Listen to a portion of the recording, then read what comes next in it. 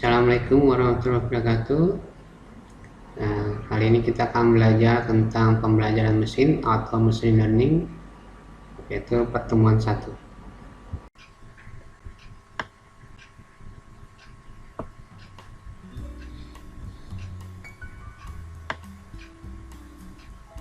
Oke, pertemuan 1, pembelajaran mesin atau bahasa Inggrisnya machine learning.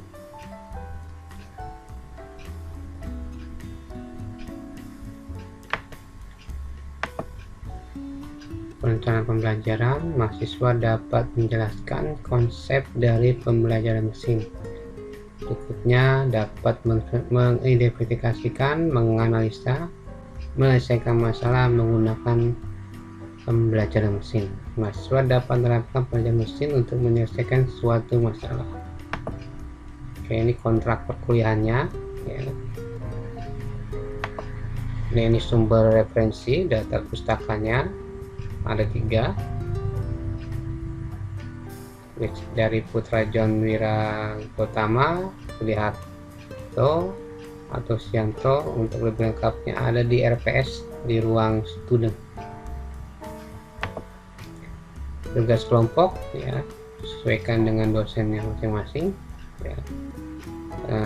Kasusnya bebas ya, dengan metode apapun, mengenai yang pasti mengenai pembelajaran mesin ya. Dibuatkan jurnal dalam bentuk publikasinya ya, bisa jurnal Tekno dari Nusa Mandiri atau jurnal di luar kampus Nusa Mandiri ya, kumpulkan di pertemuan 13. Oke, kita masuk mengenal machine learning ya. Di sini ada pengertian definisi dari machine learning, merupakan satu bagian kecerdasan buatan atau artificial intelligence.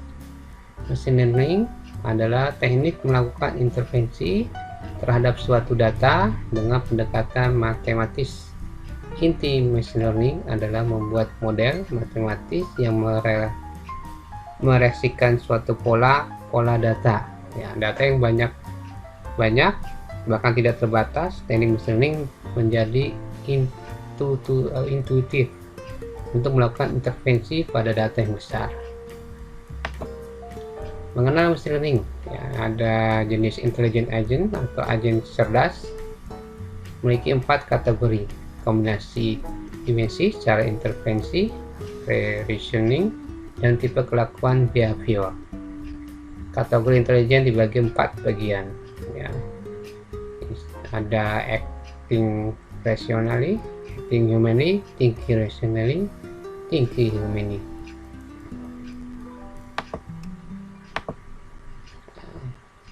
Acting humanly, pada dimensi ini agen mampu berinteraksi layaknya seperti manusia.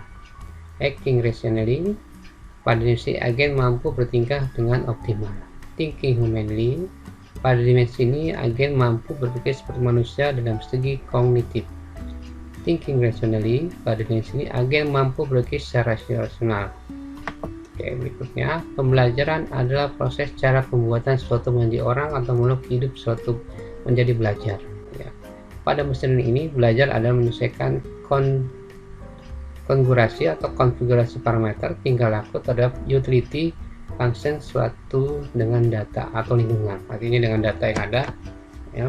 Terus berikutnya, statistical learning theory adalah teknik untuk memprediksi masa depan atau menyimpulkan mendapatkan pengetahuan dari data rasional dan non paranormal. Jadi berdasarkan data ya, cara menentukan suatu masa depan berdasarkan data dan pengetahuan. Tujuan machine learning minimal ada 2: memprediksi masa depan ya, memperoleh ilmu pengetahuan knowledge discovery atau discovery and know structure. Kemudian training, development, testing set. Nah, training set adalah himpunan data yang digunakan melatih atau membangun model. Development set atau validation set adalah himpunan data yang digunakan untuk mengoptimasi saat latihan suatu model ya.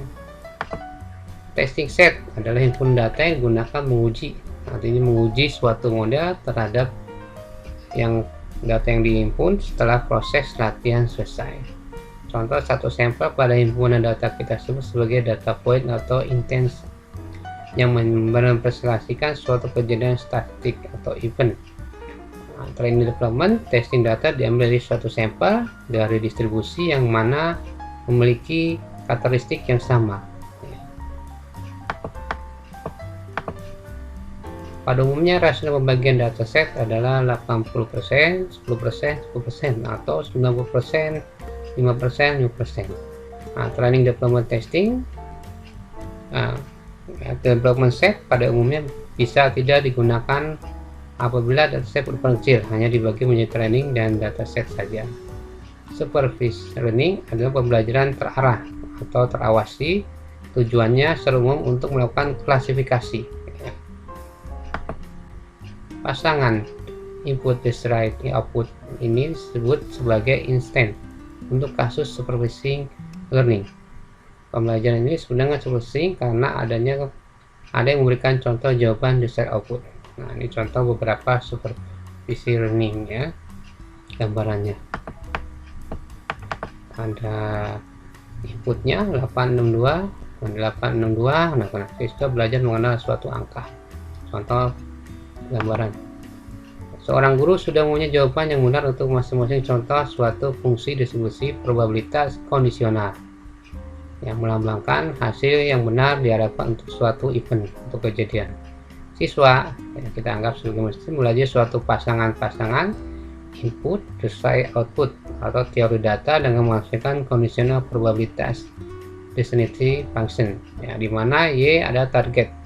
Ya, di sini adalah fungsinya p, y, j, x, y, w, di mana y dalam target, ya. Outputnya x adalah input dari faktor w adalah learning parameter. Mengenal supervised learning, multiplier learning, mengenai supervised learning, multiplier learning keduanya, ini ya. Ini ada learning supervising framework. Ada 3 penting dalam supervised learning, yaitu input, desired output, learning parameter. Pemahaman supervising learning adalah mengingat persamaan, ya, suatu persamaan seperti ini contohnya. Secara konseptual, klasifikasi dimestikan sebagai persamaan, yaitu memiliki label kelas kategori G. Paling optimal dari kesekumpulan label C diberikan given suatu instant data tertentu, seperti ini ya. Cara perumusannya, regresi. Pada persamaan regresi kita ingin meregresikan output berupa bilangan kontinu. Untuk regresi, tipe output adalah nilai kontinu, sementara tipe output pada persoalan klasifikasi adalah suatu objek pada himpunan. Semi supervising learning mirip dengan supervising learning, bedanya pada proses pelabelan suatu data. Hanya ada pada pelabelannya pada pelabelan data atau penamaan suatu data atau judul lah suatu data. Unsupervised learning adalah mencari sifat properties data. Contoh ilustrasi ini cluster, ya. Ini ada kotak, globe, segitiga. Nanti kita cluster, kita pisahkan, kita urutkan, kita cari gambar yang sama, kita pisahkan. Contoh seperti ini. Ini hasil cluster dibagi-bagi. Jadi ada total ada tiga kelompok.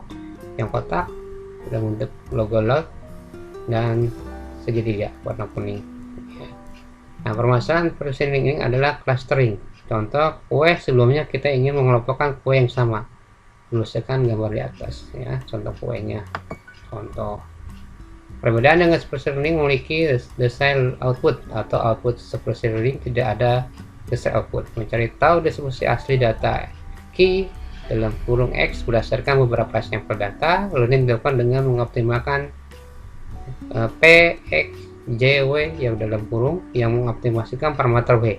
Jadi W ini kita optimasikan parameternya, kemudian terestimasi fungsi asli tersebut sebagai general license, ya.